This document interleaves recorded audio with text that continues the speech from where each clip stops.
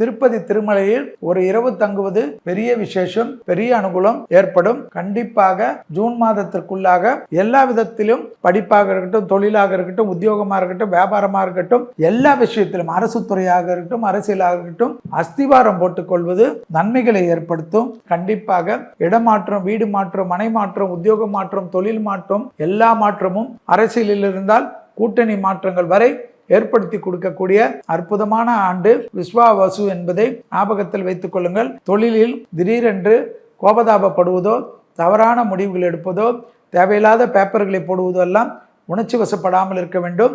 குடும்பத்தில் அந்நியர் தலையீடு, பிறர் குடும்ப விஷயத்தில் உங்களுடைய தலையீடு கூடவே கூடாது என்பதை ஞாபகத்தில் வைத்துக் கொள்ளுங்கள்.